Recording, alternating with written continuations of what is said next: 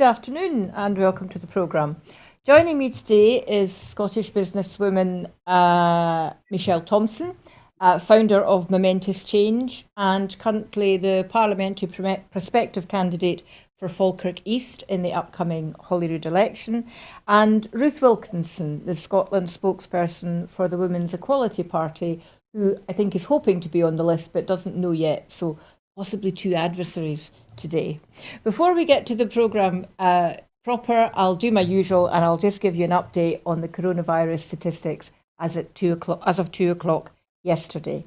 525 newly confirmed cases of COVID, 18 newly reported deaths of people who have tested positive. There were 898 people in hospital on Friday night, 74 of whom were in intensive care. 1,570,153 people have received their first dose of COVID-19, more than a third of the adult population, and 72,178 have received their second dose of the vaccine. Since the start of the pandemic, a total of 1,681,716 people in Scotland have been tested, and of these, 1,480,204 have been confirmed as negative, leaving a total positive tally of 201,512. In total, as of to date, sadly, 7,129 patients who've tested positive for COVID have sadly died. So we'll stick with COVID for the first story. Friday saw the lowest 14-day average of cases since October.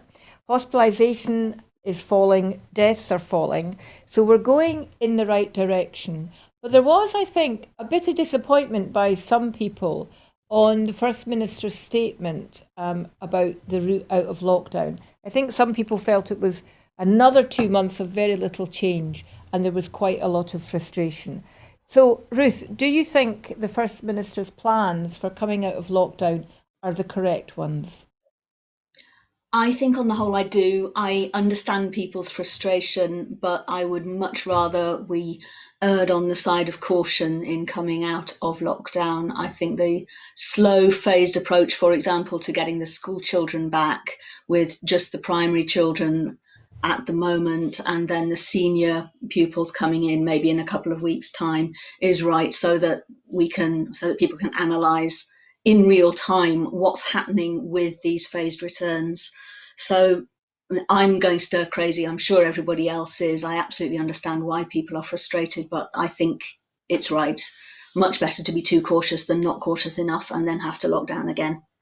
Yeah, well, no one wants to do that, surely. Michelle, the World Health Organization have a number of measures where they assess whether you're in a high area or a moderate area. And it seems that these are the measures that the Scottish Government are trying to look at. And at the moment, I don't think we're moderate in anything, but we're getting close. But you've to dig quite hard to find those statistics and that analysis. Do you think it would help people really understand the progress of the disease and the progress that we're making in curbing it if more of that was made public? Well, potentially. There's so many different facets to this. I mean, I myself at times have had to remind myself the scale of the danger to life, given that I live in a relatively rural area, and you can almost forget, which I would suggest is a coping mechanism. But I would say, and I would like to say one thing publicly, I lost a dear friend this week to COVID who also lived in a very rural area, having really fought the disease for some weeks. And of course, there's a shock of the loss for his family, but it also is a timely reminder to me not to be complacent. So would these statistics and extra granularity of data help? Perhaps. But perhaps the wider messages continue to be just as important, in that this is an extraordinarily dangerous disease that everybody is working very hard to curtail. And in that respect, I would agree with Ruth's assessment as well, that we have to continue to be cautious. We're not yet out of the woods. No, we're certainly not. And yesterday I went to the West End of Glasgow, which is an area I used to live in, just for a change of a walk. I was utterly appalled at how busy Byres Road was, the number of people queuing to get into coffee shops and shops. And the Botanic Gardens was busier than it would normally have been on a day in February, I think, even before COVID. People were in groups of more than two. There were certainly not all family groups. People were crowded in on benches. It was incredibly busy. I had to change my plans and go and walk somewhere else because I was really quite concerned. And I think that the Glasgow figures are going down, but they have been a bit stubborn and things have kind of slowed a bit. And I think that really brings it home, the difference between the urban experience of this and that of the country. But there's one facet that isn't getting a lot of coverage, and that's the impact that COVID has had on women in particular. And it's been much more severe than on men. So, Michelle, what are you hearing as you talk to potential constituents, as you go about your daily life? What are you hearing from women about their experience of COVID? Well, we know the statistics already back up the fact that people anticipate there could be a regression of some of the gains that women have made in terms of they're having to pick up more of the household duties, they're having to pick up more of the kind of educational type duties if children are at home, and that curtails their opportunity to participate in the workplace. The other thing I would point out is in terms of mental health. Now, I don't know how specifically and in what extra ways it could affect women, but mental health, I believe, is going to be a significant issue as we come out of this. I think there will be a bow wave of issues that will go on for some time yet.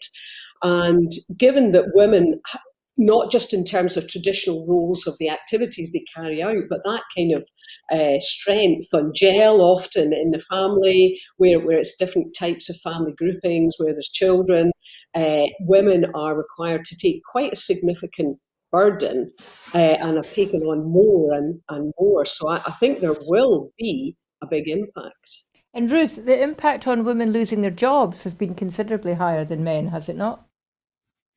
It has. The Women's Equality Party has been saying for months that this crisis is not gender neutral.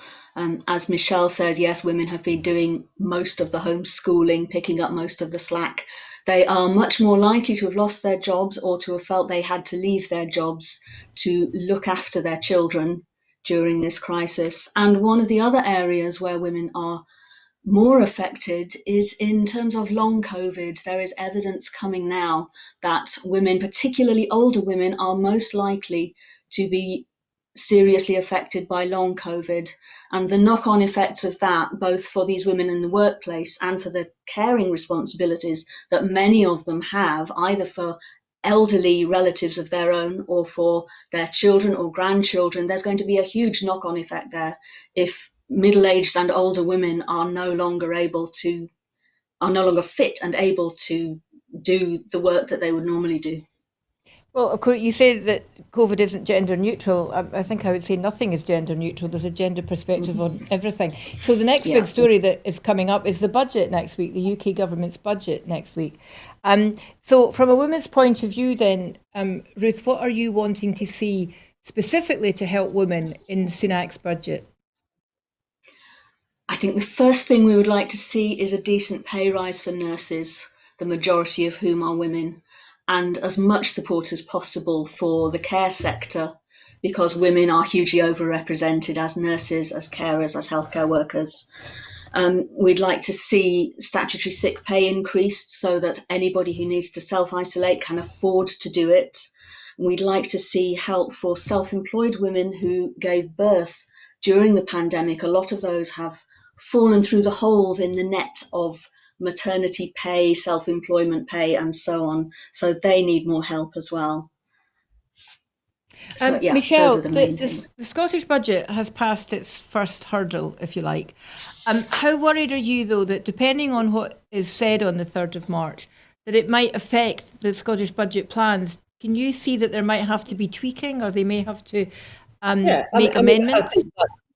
I think that's highly likely. We understand there's a critical dependency, and there's been some pre-trailing today from Rishi Sunak of what they might start to do. And I guess the big challenge is, to what extent will they start to introduce austerity measures and start the big payback of the support that's been given by government, and a number of taxes could rise that then need to be folded into the initial thinking of the Scottish Government. And let's not forget that the percentage of tax take that the Scottish Government is directly responsible for, they're doing their projections based on that. So they always need to reforecast these figures. So I think it's clear that there could be some impact. I wouldn't be surprised about that, but such is the nature of it. Ruth, would you agree with Sunak's assessment this morning on the Andrew Marr show that the British government went big and early in providing support for individuals and business? Up to a point. The furlough scheme was certainly a good idea, but I've already said there were gaps in the safety net that women were particularly prone to fall through. I'm also slightly concerned that the investment he's talking about and the help he's giving is going to be aimed more towards men's jobs, men's occupations than women's. If he could be persuaded to invest in care rather than construction, then the same amount of money would create nearly 3 times more jobs, and thus more income for the Treasury in terms of tax and national insurance. And the other thing where he really needs to invest is in childcare. We can't afford to see nurseries going out of business. You can't save people's jobs unless you save the childcare that enables parents and carers to get out to work. So Michelle, I think I am... Sorry, carry on, Ruth. I'm just wanting to say that he really needs to target the help very definitely at the people who have suffered most from COVID, and that is the poorer people. And if he doesn't target help at them, then the inequality that COVID has exposed is only going to get worse. We're going to see even more people using food banks, even more people in destitution. And Michelle, he needs to be very careful. These are fair points, aren't they? It's often the case after a situation where the economy has struggled because of something that's happened, not necessarily the fault of the government, although we could argue just how much better the UK government could have done things. The infrastructure is the buzzword, and that means building things. And that is, as Ruth suggests, something that tends to benefit the male workforce more. Would you, Ruth seems to think that she would agree with Sunak up to a point. Would you agree that they went big and early? Maybe not big enough or early enough. We know that there are gaps, 3 million so-called excluded who have received no help at all. And Ruth and I were chatting earlier about musicians having a shared interest in music. Many of them, self-employed, have been significantly impacted. I think that there was an opportunity to introduce a universal basic income, the merits of which are well documented, and they shied away from that in favour of a fairly piecemeal approach that they then rinsed and repeated through the course of the crisis as they rolled out fresh waves of it, still leaving some people excluded. And going forward, the big concern is, going back to the business angle, which Ruth touched on, that they're talking about changing the nature of support, government underwritten support, up to 80% of a percentage loan and capped at 15% repayment levels. 15%, when we look at what are interest rates just now, well, they're considerably lower than that, 15%. And there's a concern, again, that businesses will be put at risk by having reinstalled personal guarantees. And then the banks themselves, very rapier, as we saw when they came out the last crisis, start to undertake some of the action they did before, where they actively sought to put businesses into perilous conditions so they could asset strip them. And that was a big scandal of the day after the last crisis. And to be honest, that's never really been got to the bottom of. So that I think that was an opportunity missed. More could have been done. And if I had to pick one thing, it would have been introducing a universal basic income. Yeah, I think there's growing interest in that and amongst the British public, who prior to this, it was a bit of a niche issue, I think. But I think across the country, people are now really quite interested in this. You mentioned interest rates, and interest rates are, of course, at the moment historically very low, which means government borrowing is cheap, which is why the cost of the borrowing, which is 2.3 trillion in total, which is a figure I can't even visualize. It's not too bad. But it's interesting that Sunak has already started drip feeding. Oh, well, that might change, and if interest rates go up, we would be really screwed. And he keeps going on about the fact that he wants to be honest with the British public. There's a thought. And he wants to make people aware of just how much damage has been done to the economy. So it sounds to me that he's teeing up for austerity. And my own perception isn't that they went big and early, but they were kind of cautious and tardy, particularly with the second furlough, which really wasn't agreed until the very last minute. And a lot of people lost their jobs because the announcement was so late. My son included. The other issue that has a real impact on Scotland is the issue of Barnett consequentials. Now, I love a Barnett consequential, and I could speak about Barnett consequentials till the cows come home. But Michelle, some viewers might not be completely familiar. Can you just very briefly explain what a Barnett consequential is before we go on to discuss them?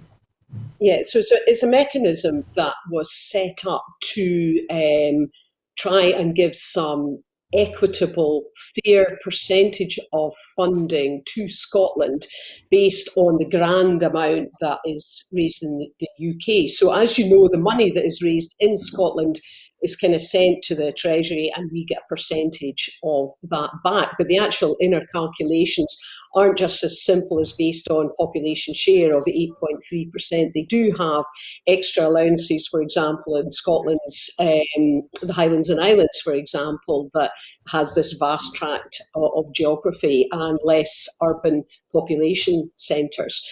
But why people should care about it is the Barnett consequentials that Scotland gets back in key areas such as education and health are vitally, vitally important. And what was being talked about this week, the so-called levelling up agenda, which actually, of course, is a power grab by the UK government, instead of money that Scotland should have been getting to spend on matters of its own choice, that its elected democratically elected representatives chose, the allocation of that spend will be decided by a government that Scotland didn't vote for to their priorities and not to our priorities.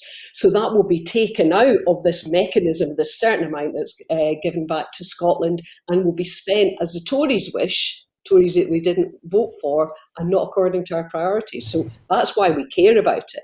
Okay, so before we go into look at what that might actually mean, Ruth, would you agree with Michelle's assessment that the Levelling Up Fund is a power grab, or do you think it's a reasonable thing in the current climate for the UK government to do?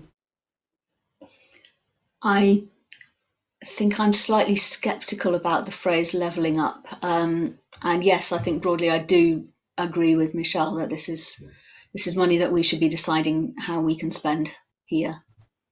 Yep. So do you think it means the end to Barnett consequentials in the future, Michelle? I mean, is this the writing on the wall, that this will be how it's handled in future when there is more money due to come to Scotland because of extra money that's been spent down south, that in future the Barnett consequential will be scrapped and it will all be direct funding in areas of devolved power? I think it's important to note. Do you think that's the start of the end of the wedge? I do. I take a very, very cynical view of what the Tories are trying to do in Westminster. I think they are on record, many of them, as having their sights on the Barnett formula for how the money is allocated. they regard it as unfair, and they just want it a flat kind of prorated basis, which doesn't take account of Scotland's individual and specific needs. But then I think that's only part of the picture. If I'm being honest, I think their plan is to dismantle the NHS altogether, and there's ways that they'll make that difficult for Scotland as well in terms of procurement, for example, and try and dismantle it here too. I take a very cynical view of what they're doing. I think their ultimate game is to get rid of the Barnett formula altogether, and their ultimate game is to stop what power the Scottish Parliament has of making expenditure in those areas that the democratically elected representatives of the Scottish Parliament deem are Scotland's priorities. There's a lot of support for getting rid of the Barnett formula in Westminster, isn't there? Yes, be afraid. Be very afraid. Ruth, there was a survey has just come out about how the public are feeling about the budget. It was quite interesting. Quite a strong support for going big after those big businesses who perhaps are not paying their fair share, so no corporation tax or loopholes, that they should really be chased with this budget. I mean, it's ironic, isn't it, that the company that's probably made the most money out of the pandemic is Amazon, because everybody's, how many times has Amazon come to your door this month? And yet they're one of the companies whose tax relationship with the UK really needs looked at. But slightly worryingly, perhaps, quite a lot of people have said we're quite willing to pay more personal income tax. Do you buy that, Ruth? Do you think people are waiting to take it on their own shoulders and pay their way? I suspect more people would say that than would really be happy when it happened. On the other hand, it's happened before, and particularly if people know where that extra tax is going. Like if it's, an extra penny on income tax for early years education, then people are probably going to be reasonably happy with that. I would certainly like to see the big companies paying their fair share of tax. I don't think there's any excuse for the number of loopholes there are in the tax system that allow the very big companies to pay derisory amounts of tax. They should be contributing to the society that they are a part of. Michelle, am I right in saying that the basic rate of corporation tax is 19% just now? Mm-hmm. Yeah, right. And that could go up, and they're trailing that, yeah. Yes, up as high as 23 to 25%. But that's for all businesses. That's for businesses who are already paying their way. That would be a slap in the face if that was to be imposed now, surely. Well, I mean, it's quite complex. Going back to the point that you were probing Ruth about, some of these big companies, and Amazon's been mentioned, it's an absolute outrage that these big companies do not pay their fair share of tax, uncollected taxes. Now, I'm not sure what the latest figures are, but the figures from a few years ago was in the order of 37 billion. And you can imagine what's that in Scotland's population, 8.3% of that. And it's outrageous that they are simply not collected. So I agree with Ruth, something seriously needs to be done about that. People should be very, very angry about that. And number two, in terms of these small businesses and the corporation tax rate going up, well, taxes, there's a cost of doing business, and I'm sure they will absorb it. But the point I would make about these smaller businesses is they have not yet, many of them, been able to start trading properly. When they are able to start trading properly, they'll probably find that their whole kind of cost line is very expensive. Their suppliers will have put their prices up. It will feed into the whole supply chain. It will take them quite a bit of time to get on their feet again. So for that reason, from a purely business perspective, I think it would be unwise to tax too high and too soon until they're back on their feet again, because there's no point. Many SMEs won't come back from this crisis in the way that they did before. Many of them won't come back at all. And given that we've got over 99% of our businesses are SMEs, that's a serious concern. And the other thing I would say is that Treasury do not factor in the impact on SMEs when they do their modelling. They only factor in the effect on large businesses, which is, of course, critical oversight and says how much they care about these small businesses in our society. So I think that is unwise and it's too early, and they should be collecting tax from big businesses in the first place. Yeah, and I just don't think that's going to happen because the Conservative government have been in power long enough that if they'd wanted that to happen, they could have taken Correct. measures to make that happen. Sunak wouldn't be drawn on tax today, saying the appropriate place to discuss that was in the House of Commons, and obviously it's only 3 days to the budget. But there's worrying suggestions that there's ways of taxing people by stealth. So he may not increase tax levels in England, but he may put a freeze on income tax thresholds, for example, which is effectively a tax because it takes more people, if their salaries have gone up, into higher rate earning. And there's always the fear of direct taxation, such as VAT, which obviously hits poorer people most. They have a manifesto pledge that they wouldn't raise VAT or taxes. Ruth, can we trust them? Oh, That's probably just a one-word answer, I would think. yeah. Well, I'll make it 3. I'll say I doubt it. Okay. Well, it'll all become clear in 3 days or so, or maybe it won't. Who knows? Anyway, moving on from the UK government's budget to something closer to home. And that was the announcement this week that Anas Sarwar won the leadership election for the Scottish Labour Party, beating Monica Lennon. Although on the surface it looks like he beat Monica Lennon quite substantially, it's interesting to note that although he was way ahead in the membership vote, she was just slightly ahead in the vote from affiliated organisations, which include trade unions. Do you think her suggestion, Michelle, that if there is a mandate for a second independence referendum following May, that democratically the decent thing to do is to say that's fair? Do you think that impacted on the affiliated organisations' views to support her? It could well have done. I thought she, for her position being a unionist party, took a sensible line. But we know that the dichotomy within the Labour Party in Scotland is never going to be resolved whilst they take the kind of Westminster line. And it doesn't matter whether they're affiliated bodies taking one view and individuals taking another or not.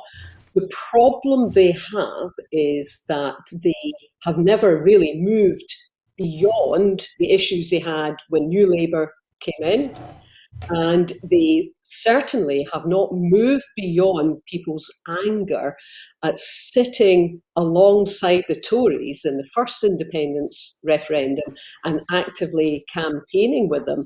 And these big ticket items, what are the Labour Party for? Because if they're the party for working people, yes, yet while still aligning themselves with the Tories and perpetuating a system of governance that will see the Tories, looking at today's kind of poll figures, in power almost in perpetuity, what are they actually for? So I think what you're highlighting is really the play to the issues within the Labour Party in Scotland itself, rather than of other particular interests. They've got major issues, I think. Ruth, he said that the people in Scotland hadn't had the Labour Party they deserved, and he was going to change that. What do you think he meant by that?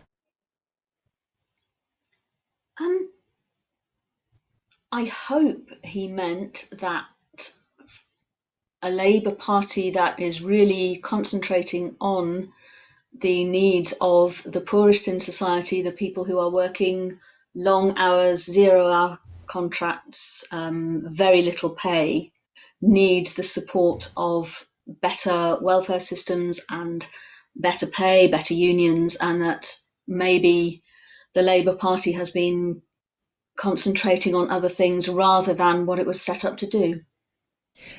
Although some unions did support him, the big unions in Unite and Unison that the Labour Party rely on absolutely didn't. So it'd be interesting to see how that pans out. Do you think, though, Ruth, he might have been suggesting that it was time to make some clear water between Labour in London and Labour in Scotland?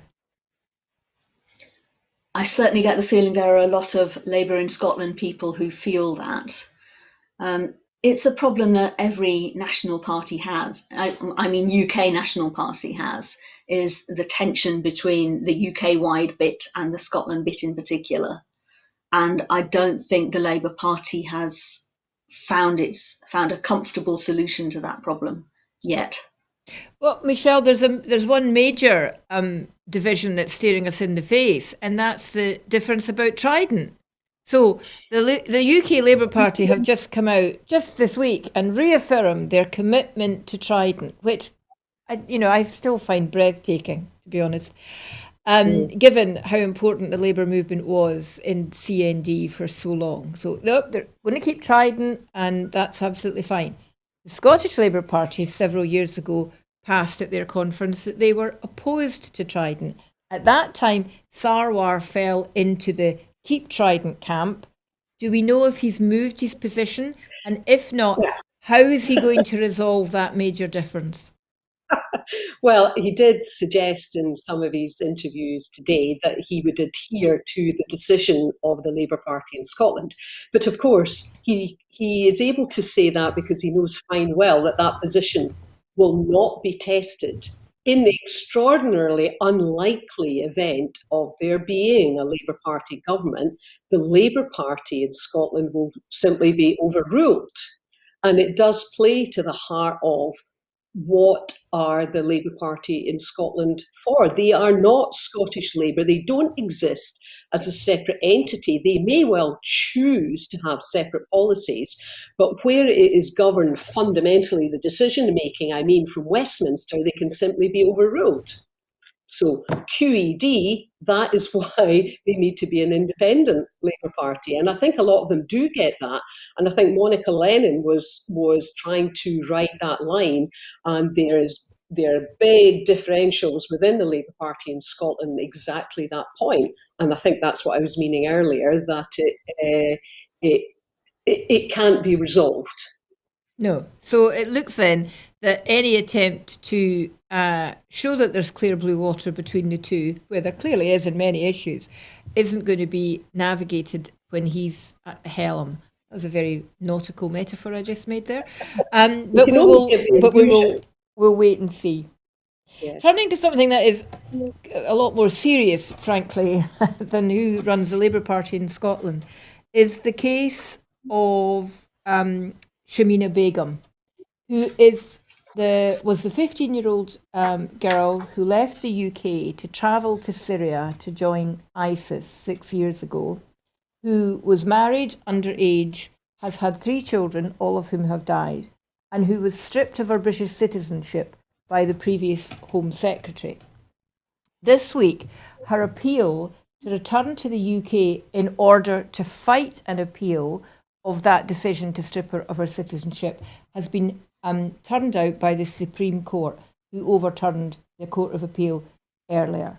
So the reason this is very serious, and I'm not necessarily wanting to get into a discussion about her or her motivations or what she has and hasn't done while she's been away, what she has and hasn't said, whether she's got remorse, whether she doesn't.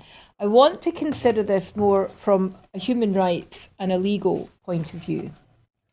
It is absolutely against UK and international law to remove someone of their citizenship and make them stateless.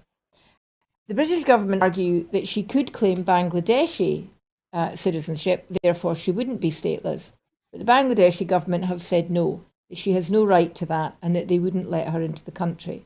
So it looks on the surface as if Britain has broken international law and its own domestic law. Ruth, I think the Women's Independence Party, Women's Equality Party have been speaking about this recently. What's your take on that particular angle, that Britain has broken the law in refusing to allow her to appeal the decision to have her citizenship reinstated? Shamima Begum is British. She was born in Britain, she was raised in Britain, she was groomed online and radicalised in Britain. And as you say, it is illegal to leave her stateless. I'm also very concerned at the suggestion that we're ending up with some kind of 2 tiers of Britishness because her parents happen to have been born somewhere else. The argument that that makes her less British because she could, in theory, have applied for Bangladeshi citizenship. Whereas if her parents had also been born in Britain and their parents and there was no other option of citizenship available to her, then the British government wouldn't have had that option of stripping her of her citizenship.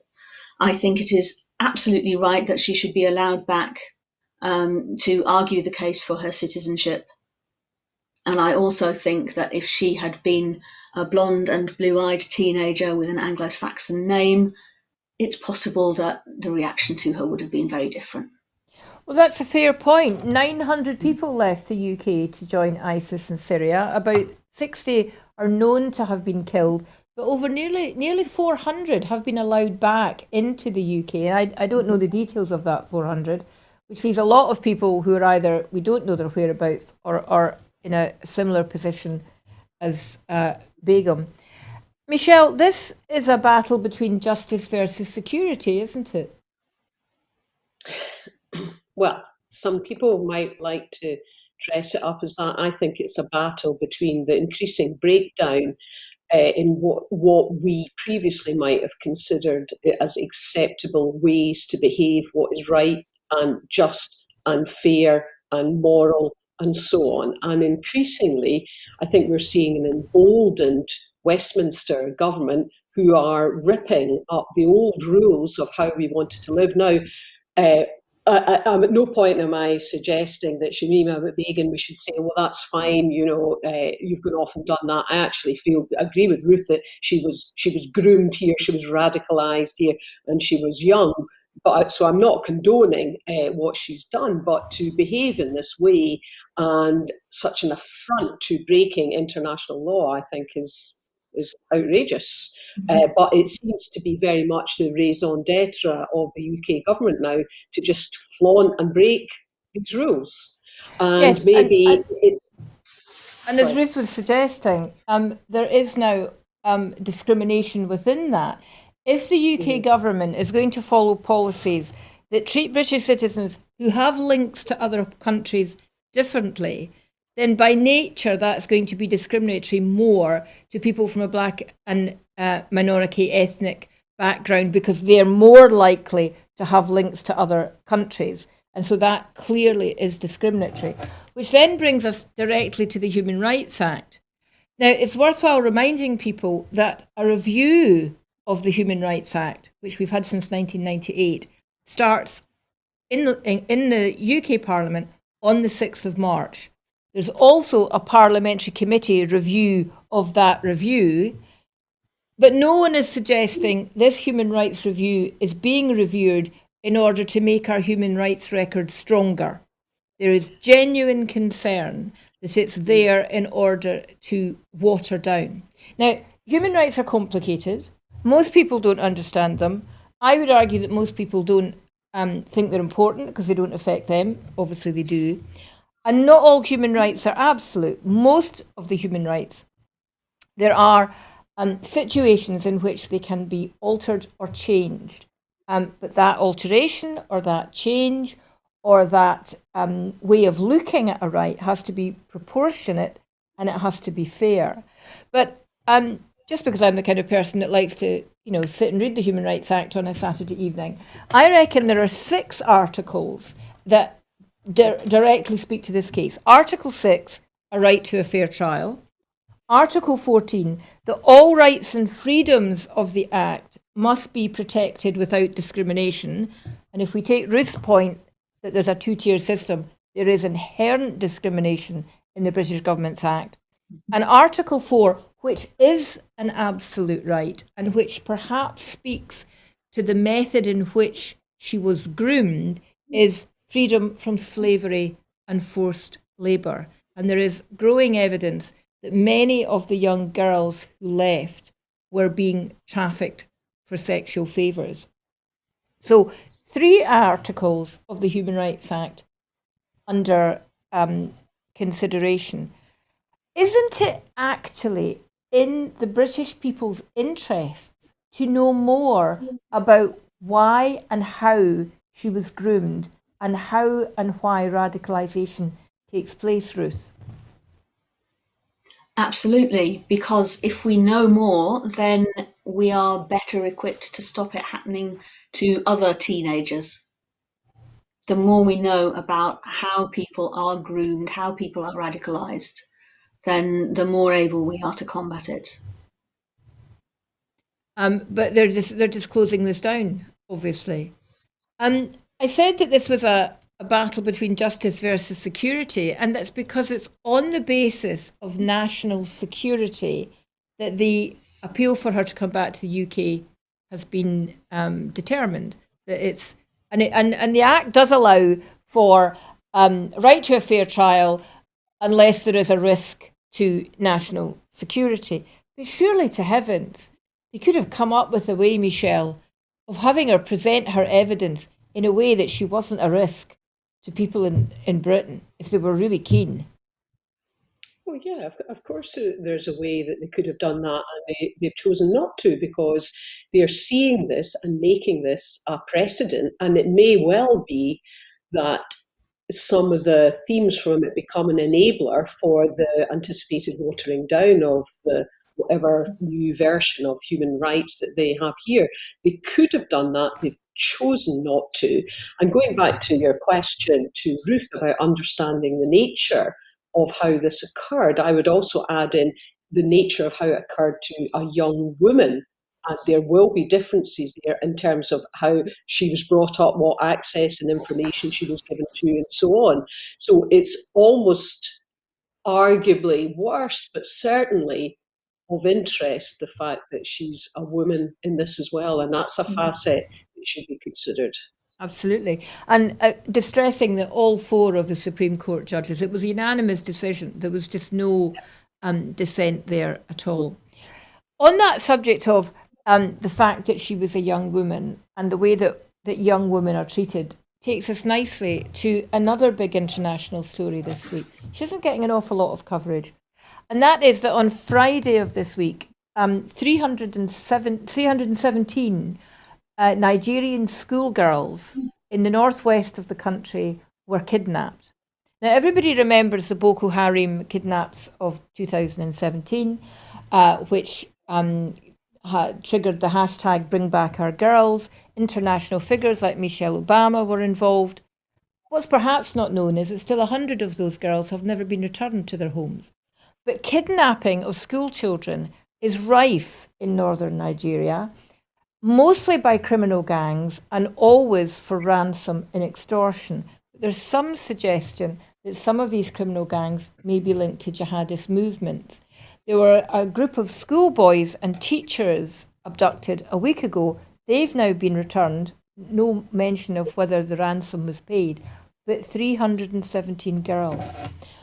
What's the immediate impact, do you think, Ruth, in Nigeria of knowing that there's a risk if you're a schoolgirl that you might be kidnapped? How is that making people feel about the education safety in Nigeria? How would it make anybody feel? If you know you're at risk going to school, then you're going to think twice about wanting to go to school.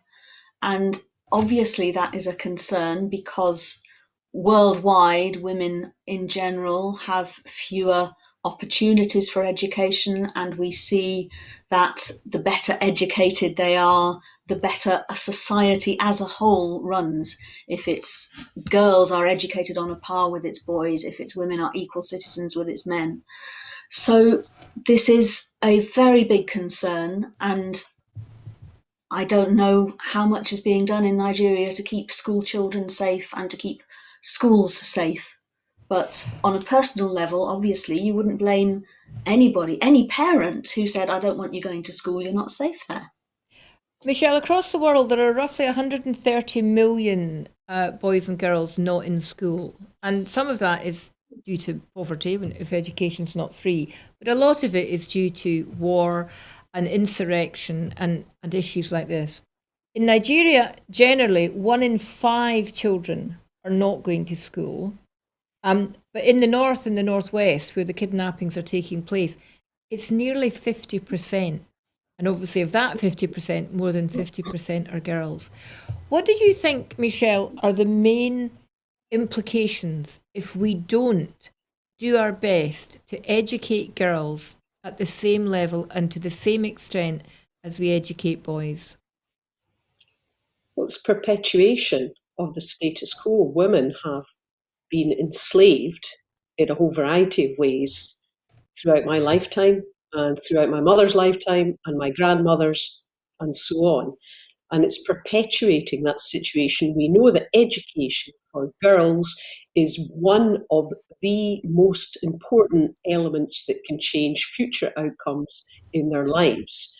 So it's hardly not a surprise that in some states, education is still attempted to be stopped for girls and women as a control mechanism.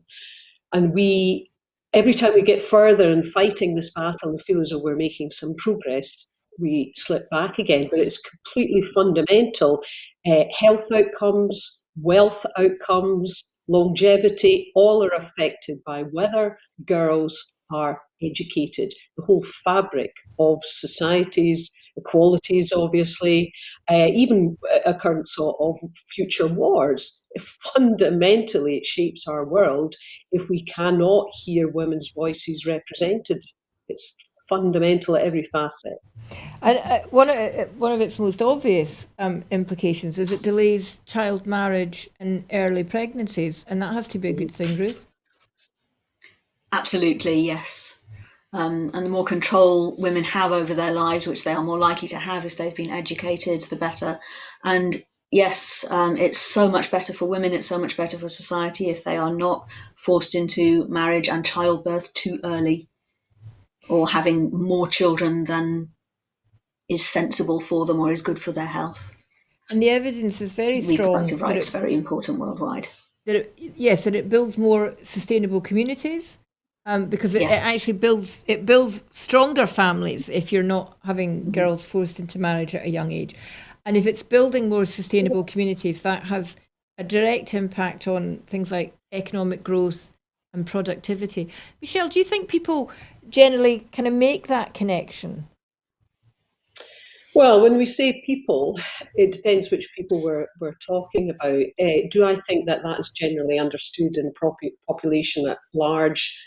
No, I suspect not. And I suspect not because many of our systems are really at their core sexist and borderline misogynistic. And when I talk about systems, I talk about financial systems, I talk about our economic systems generally.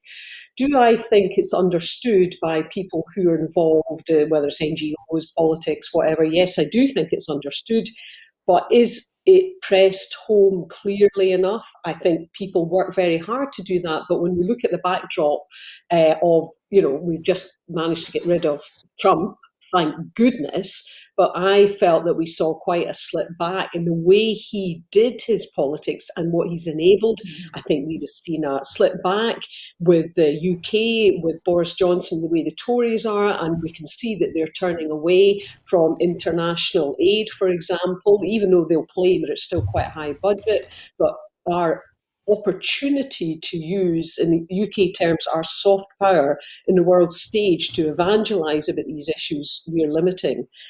So I don't think people generally understand how important it is. I think that the people do know, but how can they keep pressing this home, how important it is? And I think that's becoming a bit more limited now.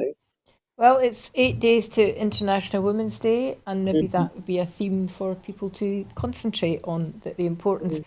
Educating girls shouldn't be done just because it's the right thing to do because they're 50% or more of the population, but it has genuine economic positive impacts for countries.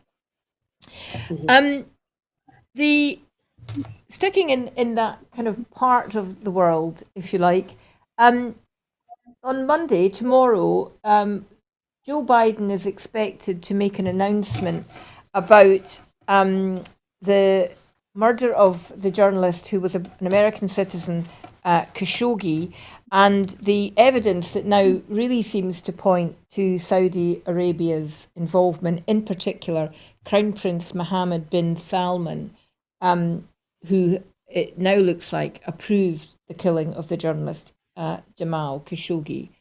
America's relationship with Saudi Arabia, like a lot of people's relationship with Saudi Arabia, is complicated. There were mutterings earlier this week that, in addition to the rather tame sanctions that America has imposed on certain individual Saudis, that there might be a movement towards repressing arms sales and reducing arms sales to only defensive arms sales. But actually, the White House are playing it down, Ruth, and sort of saying, well, we're not really expecting things to change. So what should be the appropriate response from the United States to Saudi Arabia, given that they can now pretty much pin the approval of the killing of this journalist to a member of the royal family? Well, as you say, it's complicated. And the question really is, how do we square a respect for human rights and the international rule of law with failing to hold Crown Prince Mohammed bin Salman accountable? We know that Saudi Arabia's record on human rights, and particularly on women's rights, is very poor. We also know that it's a very important ally in terms of its relationships with other countries in the region, and of course as an energy producer. So Joe Biden is in a very difficult situation. Sorry, I lost my train of thought for a moment there. But during the campaign, he was very strong that his foreign policy was going to be different from Trump. Wouldn't this be a kind of easy win to make some strong statements? It would be great if he did, wouldn't it? And to suspend more weapons sales to try and bring an end to the war in Yemen would be wonderful. How far he's willing to go, we're just going to have to wait and see, aren't we?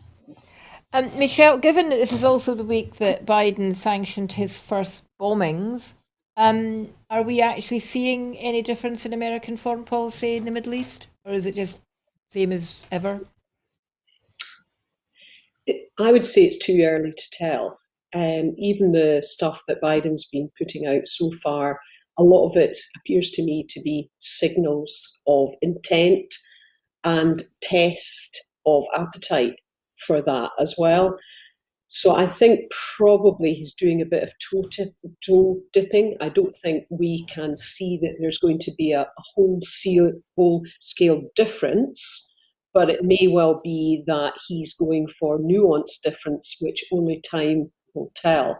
And the relationship with Saudi Arabia is very, very complex. And of course, that's because money is at the root of it. And it's not just complex for the United States, it appears to be very complex for the UK and even the royal family, given the extent of the relationships that have been revealed between them and trips to Saudi Arabia as well. And it's not a relationship I approve of, but who am I? That's my view. Okay, right. Closer to home then, just as we get towards the end of the programme, there have been a couple of polls circulating this week about Scottish domestic politics.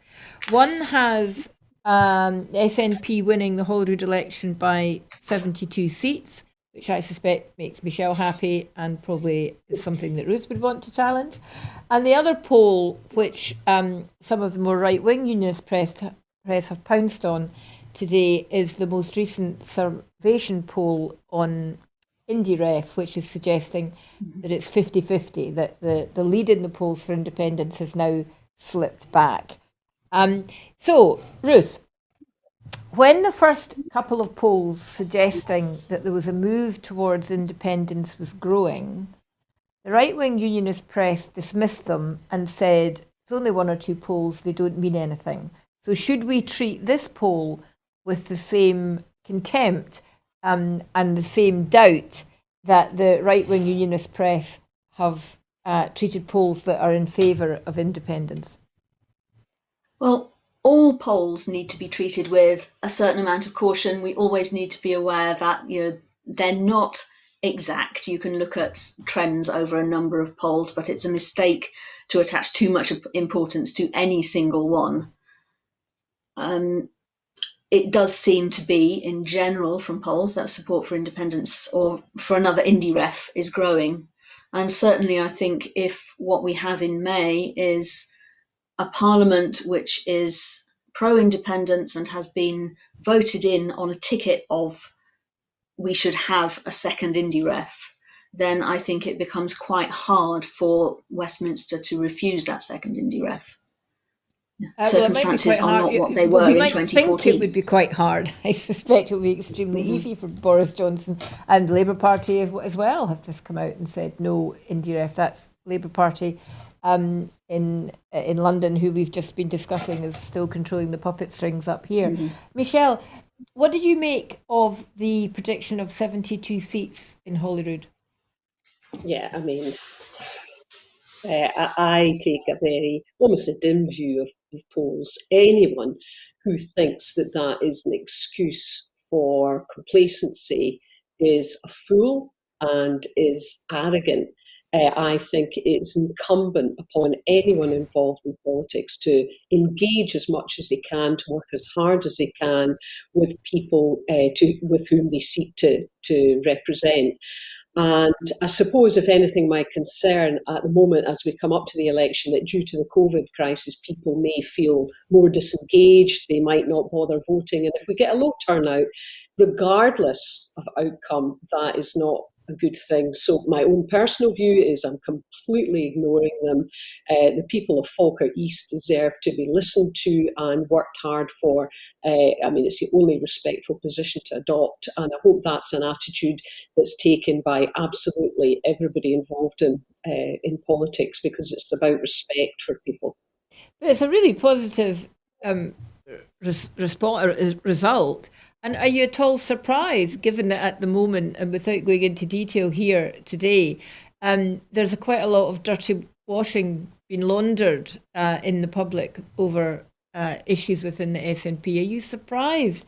Or does that suggest that actually most people are not really interested in that they see that independence is the prize, and it's about getting over the line, getting the positive pro-indie majority in Holyrood in order that we can challenge the British government over a second independence referendum?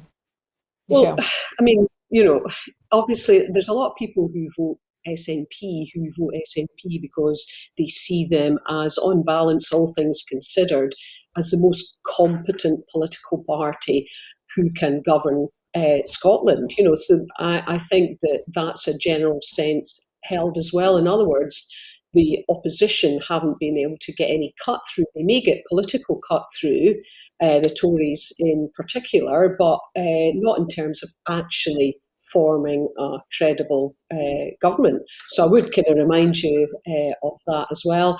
In terms of what people are thinking and feeling, it's very hard to know. Everybody at the moment, because of the COVID pandemic, is on their own individual journey. People are surviving. Many are certainly not thriving. People are coping. Many people are struggling. And it's very hard to know ultimately how they'll feel. And it's very hard to know how things will turn out over the next 10 weeks, which is why I am firmly against any complacency. It must be extremely difficult, though, to run a campaign, and this is for both of you, when you can't do canvassing and you're not being able to talk to people on the doorstep and really hear what people are saying. So how's Women Equality Party getting around that, Ruth? Phone banking. We will be canvassing by phone, and we will be doing as much as we can in terms of social media presence, online meetings for people to talk to us. But yes, it is very hard if you can't actually get out and meet voters as you normally would. Yeah, so Michelle, you've been campaigning for years. It must be extremely strange to be in this situation just now. It is what it is. I mean, it requires creative thinking. It's the same challenge for every political party. How can you maximise the ways in which you can reach and engage with people? Social media is obviously one. Leaflets is another. Lots and lots of forums. That, we're having this discussion today over our computers. There's lots of ways you can reach and engage with people. Doing that by setting up events and bringing people to them. I think you simply need to be creative. There is a way, there must be ways, and you need to find them. And actually, for some people, again, especially women who often find it difficult to get along to political events just because of they've other concerns, this might be a way of engaging that is different and fresh, but easier for them to do that. So you might find that it engages an entirely different type of constituent, and that could be interesting as well. And I mean, as you say, there's no way around it.